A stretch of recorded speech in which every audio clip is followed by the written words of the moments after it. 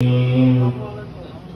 رحمة الله قريب من المحسنين وما أرسلناك إلا رحمة للعالمين ما كان محمد أبا أحد من رجالكم ولكن رسول الله وخاتم النبيين وكان الله بكل شيء عليما إن الله وملائكته يصلون على النبي يا أيها الذين آمنوا صلوا عليه وسلموا تسليما اللهم صل على سيدنا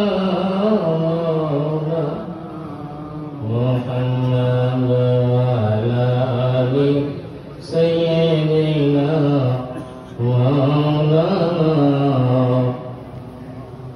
इश्क महबूब खुदा जिस दिल में हासिल नहीं लाखों में हो मगर ईमान में कामिल नहीं अल्लाहुम्म सल्ली अला सय्यिदिना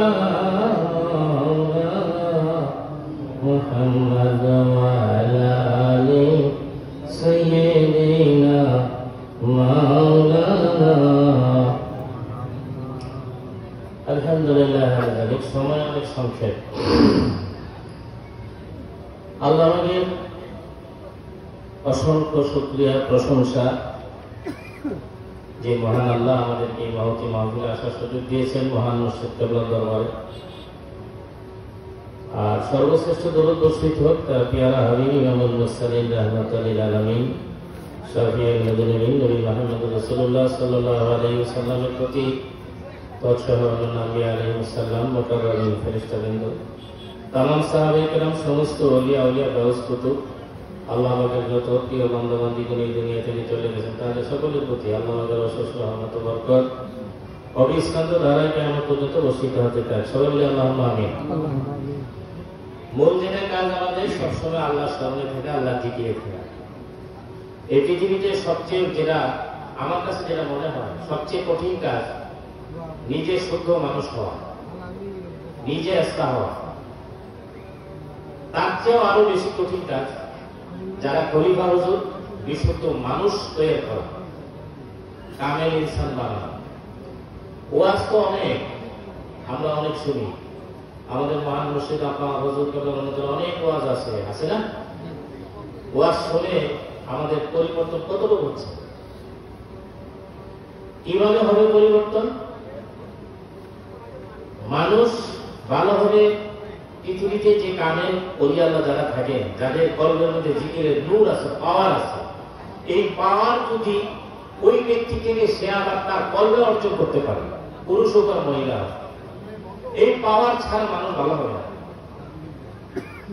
আর এই পাওয়ার অর্জন করতে গেলে ওই ব্যক্তির সাথে গভীর ভালোবাসা মহব্বতে আবদ্ধ হতে হয় এবং তার পূর্ণ অনুসরণ করতে হবে। যেজন যাহার প্রেমে অনুরক্ত হয় সে তাহার অনুগত হবে নিশ্চয়। বক্তব্য শরীফ আর বক্তব্য শরীফ যারা পড়ে ইমাম রাব্বানী মুজাদ্দিদ আল-ফিসানি সাহেব আহমদ ফারুকী সাহেব রহমাতুল্লাহ আলাইহি অনেক জায়গায় বলেছেন যারা মুস্তাফা সাল্লাল্লাহু আলাইহি সাল্লামের দৃঢ় সুন্নতের অনুসরণকারী তাদের প্রতি সালাম। এই এক লাইন কথা কি বুঝতে পারছেন? মুস্তাফা সাল্লাল্লাহু আলাইহি সাল্লামকে আমাদের নবী মুহাম্মদুর রাসূলুল্লাহ সাল্লাল্লাহু আলাইহি সাল্লাম। এখন সুন্নতের দৃঢ় অনুসরণ এটা আল্লাহর দয়া। তারপরে আপনি কতটুকু হিম্মত নিছেন, কতটুকু আপনি আপনার পীর মুর্শিদের অনুসরণ করেন। যে যেই পরিমাণে অনুসরণ করেন সেই পরিমাণে আপনি ফয়েজ করেন। তাহলে পূর্ণ অনুসরণ ছাড়া পরিপূর্ণ ফয়েজ নেমত পাওয়া যাবে না। আর পৃথিবীতে বাস্তবতা যেটা আমাদের দেশে মশহুর বড় বড় দরবার, সেখানে লক্ষ লক্ষ লোক বেশি, তাই না? দেখবেন লাখ লাখ পরিমাণ তারা আছে। এই মুরিদাতগুলোকে ইসলাম হয় কিনা, সংশোধন হয় কিনা, তাদের কল এবং নফস পরিশুদ্ধ হয় কিনা, এবং আল্লাহ চলে যাওয়ার পর আমরা যারা আছি এখন আমাদের কি অবস্থা? কি আমাদের মহান মুর্শিদ আল্লামা মামুনুর রশিদ রহমাতুল্লাহ পূর্ণ সুন্নতের অনুসরণ করতেছি কিনা? যে যদি দূর থেকে আসেন, কষ্ট করে আসেন, এখানে আইসো আমরা দেখি বাস্তবতা দেখি। এখান থেকে এই দোকানপাটে কি জরুরি আছে? একমাত্র খাওয়া দাওয়া পায়খানা প্রস্রাবের হাজত ছাড়া মাটি থেকে ওঠার কি দরকার? তরিকাকে মামুনুর রশিদ রহমাতুল্লাহ এত ভালোবাসেন, ওনার এক একজন খলিফা এক একজন নক্ষত্রের মতো, এক একজনের কথার তাসির এক এক রকম, ফয়েজ নিয়ামত এক এক রকম। এই মহানিয়ামত আমার হায়াতের সামনে হয়তো অনেক খলিফা হুজুর থাকবে না, আপনিও থাকতে না করেন। মূল্যবান যেটা কাজ, যারা আব্বা হুজুরের খাস সাহায্য প্রাপ্ত, যাদের কল দুনিয়ার হিংসা, বিদ্বেষ, অহংকার, লোভ, লালসা মুক্ত, ওই রকম ব্যক্তির স্বভাব ছাড়া সত্য মানুষ হওয়া যাবে না। এবং এই ভালোবাসার পরিপূর্ণতা কি? আপনি যদি এত বছর হয়েছে মুড়ি দিয়েছেন, দেখা যায় আপনার দাড়ি ঠিক নাই, পোশাক ঠিক নাই, ব্যবহার ঠিক নাই, শরীয়ত ঠিক নাই, নামাজ ঠিক নাই, আপনি কি মুর্শিদ কেবলাকে পূর্ণ ভালোবাসেন? সবাইকে জিজ্ঞেস করলে সবাই পুরুষ মহিলায় কত ভালোবাসে আব্বা হুজুরকে, নবীজিকে ভালোবাসেন, কত ভালোবাসেন। তা আব্বা হুজুর কষ্ট পায়, নবীজি কষ্ট পায়, এরকম আমল আপনি কিভাবে করেন? সম্ভব এটা? কাজেই এই শয়তানের ওয়াসওয়াসা ধোঁকা থেকে ফিরে আসতে হলে দৃঢ়তার সাথে, হিম্মতের সাথে আব্বা হুজুরের পূর্ণ অনুসরণ করতে হবে। এবং তার পূর্ণ অনুসরণকারী খলিফা যারা, আসলে আব্বা হুজুর রহমাতুল্লাহ আলাইহি কত বড় মহান আল্লাহ বলেছিলেন, একের স্পষ্ট যে কথাগুলা, যেমন থাকে আমাদের লাইব্রেরিতে একদিন সামনে ছিলাম, তখন আমি কুমিল্লা একটা মসজিদের দায়িত্ব পালন করতাম। আপনাদের বলেন, দেখো কুমিল্লা থেকে তুমি তোমার এখানে লোক বায়াত দিতে আসে, এই নিজের তওবা নিয়তটা আগে করো। এরকম যাতে মনে না আসে যে যিনি তওবা করতেছেন সে হলো গুনাহগার, আর যিনি তওবা করাচ্ছেন, যিনি বায়াত করাচ্ছেন সে হলো ওলি, সে হলো নেককার।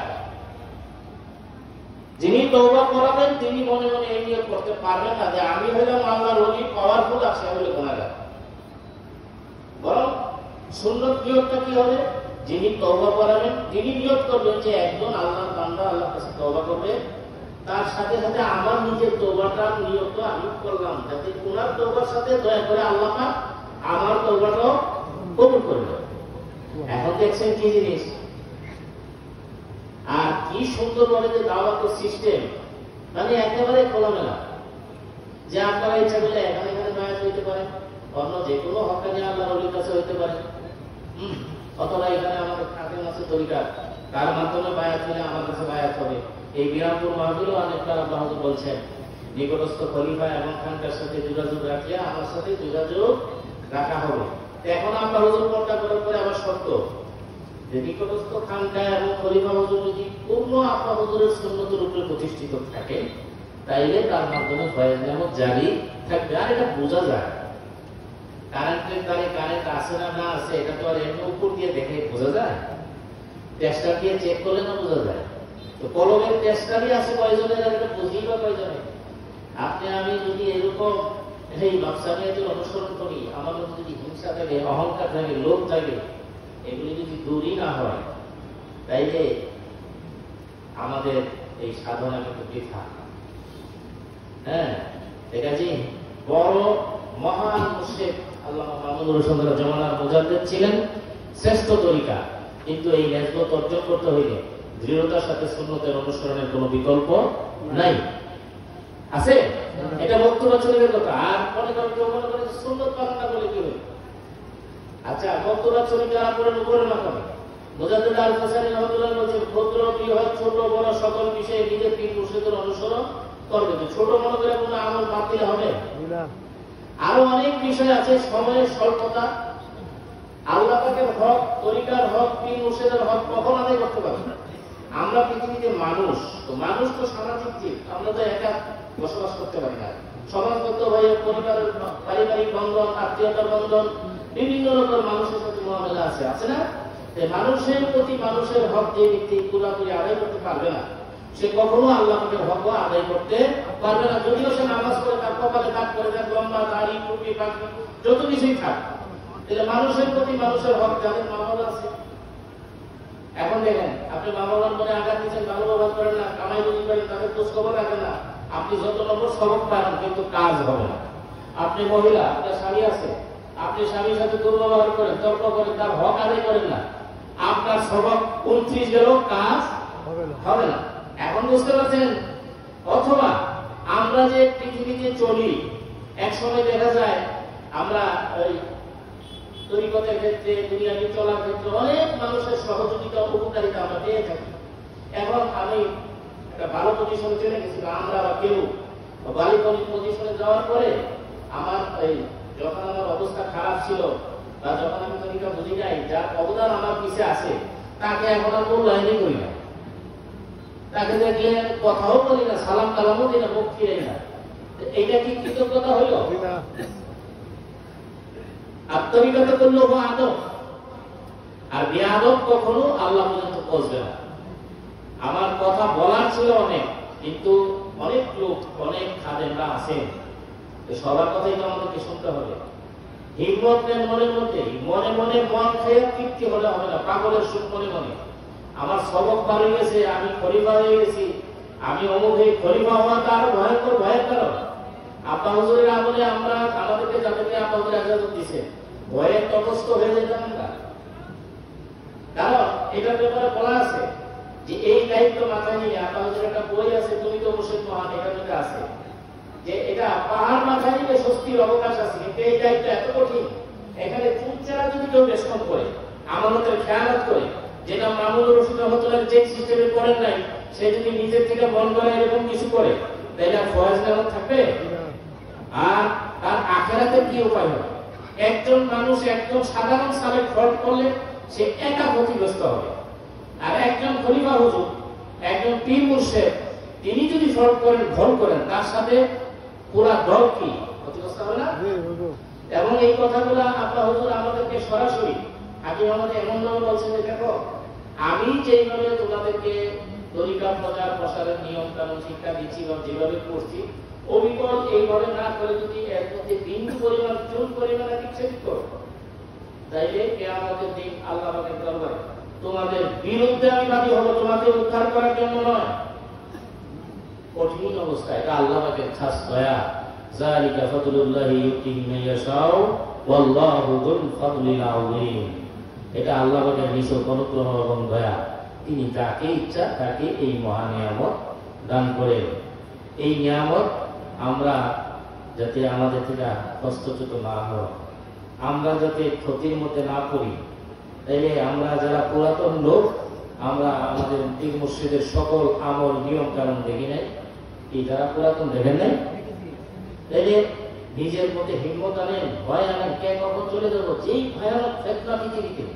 ইমান তো এমন একটা কঠিন অবস্থা হয়ে দাঁড়িয়েছে, ওলামায়ে সৌ ভণ্ড পীর নামদের শয়লার হয়ে গেছে পৃথিবী, তাই বলছে না? যেটা হাদিস শরীফে আছে মেশকাত শরীফের, যে নবীজি বলছেন অচিরেই এমন একটা জমানা আসবে যে ওই জমানার মসজিদগুলো হবে প্রাসাদ সদৃশ, এবং বাহ্যিক দিক দিয়ে মনে হবে খুব আবাদ হচ্ছে, মাসাজিদুল মুআমিরাতুল আলা খারামিন মিনাল হুদা, কিন্তু আসলে সেই মসজিদ, সেই মুসল্লিগুলা কি হবে? হেদায়েত থেকে মাহরুম হবে, বঞ্চিত হবে। এবং আকাশের নিচে ওই জমানার আলেমগণ হবে সৃষ্টির মধ্যে সবচেয়ে নিকৃষ্ট, তাদের মাধ্যমে বিভিন্ন ফেতনা ফাসাদ ছড়াই পড়বে। আর যারা মোবাইল ব্যবহার করি, এই বিভিন্ন চ্যানেলে মাহফিল টাফিল শোনেন, আমার আহ্বান অনুরোধ, যেহেতু আমরা আপনাদের রুহানি সন্তান, এদের প্রতি আমাদের হক আছে, আপনাদের প্রতি আমারও হক আছে। বিভিন্ন চ্যানেলে বিভিন্ন এগুলো অন্যদের ওয়াজ শুনবেন না, একবার দুইবার তিনবার শুনে আমি দেখতেছি এরকম মানুষের ঈমান আকীদা নষ্ট হয়ে যায়, হালকা হয়ে যায়। যেটা আমাদের হাকিম বাবার চ্যানেলে আছে বা আমাদের আব্বা হুজুরের রঙে রঞ্জিত যে খলিফা হুজুর আছে, শুধু তাদের কথা শুনবেন, পরামর্শ ঠিক আছে না? আমার আপনার মহা সম্পদ আছে, আমার কাছে মনে করেন যে 1 কোটি টাকার জিনিস আছে, আমি 100 টাকার জিনিসের জন্য কিন্তু দৌড়তে পারি, যাকে বোঝানো যায় তাকে নীতি বললাম আর কি। আরে এত বড় মহান তরিকার নেতৃত্বের সাথে সম্পৃক্ত হওয়ার পরে ডানে যাওয়া তার কোনো দরকার আছে? তাকে ক্ষতিগ্রস্ত হবে, এই জন্য বলছি।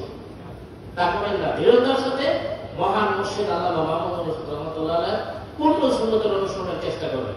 তিনি মাদ্রাসা লেখাপড়া করেন না, সার্টিফিকেট নেন নাই, কিন্তু আলহামদুলিল্লাহ তার পড়া, তেলাওয়াত, তার জ্ঞান কোন লাইনে বলবেন আপনি? হাদিস, ফিকহ, ইতিহাস, বালাগাত, মানতিক, ভৌগোলিক, রাজনীতি, আমরা তো সহবতে বসছি। আল্লাহ পাক ওনাকে এত জ্ঞান দিয়েছেন, এত কিছু জানা শোনার পরেও ওনার নিজের যে অভিব্যক্তি ছিল, ওনার নিজের সম্পর্কে ওনার যে ধারণা ছিল, ক্যাম্বোডিয়া তিনি সরাসরি বলছেন যে দেখো, আমি যে তোমাদেরকে নসিহত করছি, আমার আমল তো এখন পুরোপুরি দুরুস্ত হয় নাই, আমিও সাধনায় নিয়োজিত আছি।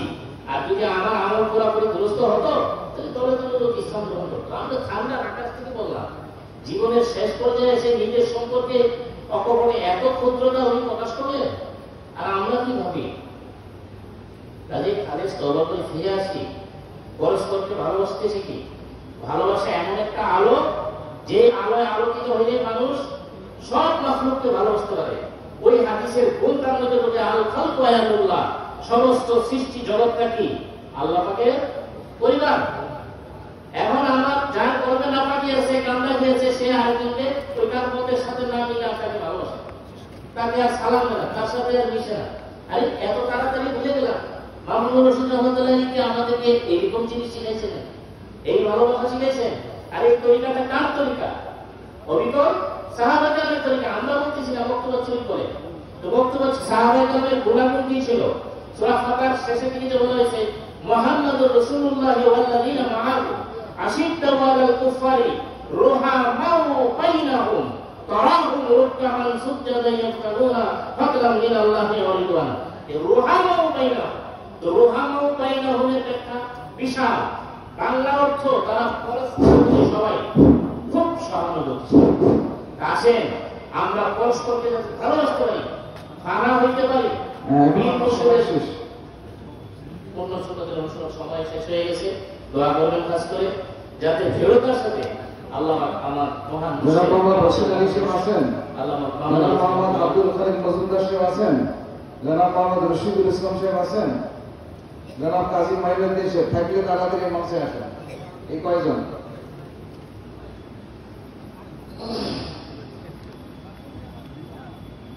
জনাব মোহাম্মদ হোসেন আলী,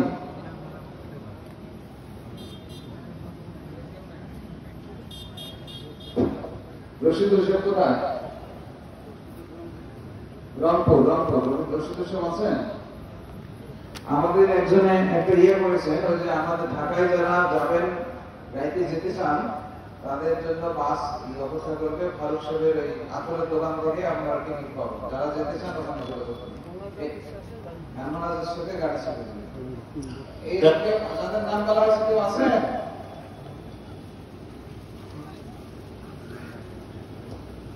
আমার সময় শেষ, মাইক্রোফোন বন্ধ নাকি?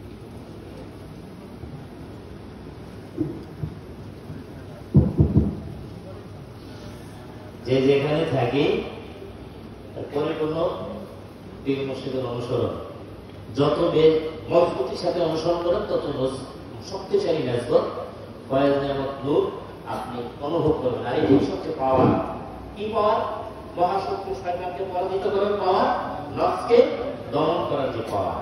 এই পাওয়ার ছাড়া মানুষ ভালো কখন হয়? নিজের ভুল যখন ধরে নিজে সংশোধন হতে পারে। হ্যাঁ জি, আপনার হযরত আল্লাহ রাব্বুল বলছেন প্রকৃত জ্ঞানী সে যে ভালো এবং মন্দের পার্থক্য করতে পারে, পার্থক্য করার পরে মন্দ ছেড়ে দেয় আর ভালোটাকে গ্রহণ করে। মা আলাইনা ইল্লাল বালাগ ওয়া আখিরু দাওয়ানা আলহামদুলিল্লাহি রাব্বিল আলামিন। এখন আমাদের সামনে বক্তব্য রাখেন আপনার হযরত প্রিয় খলিফা হযরত মাওলানা এবিএম মাইনুল ইসলাম সাহেব, অনুবাদক তাফসীরে মাযহারি।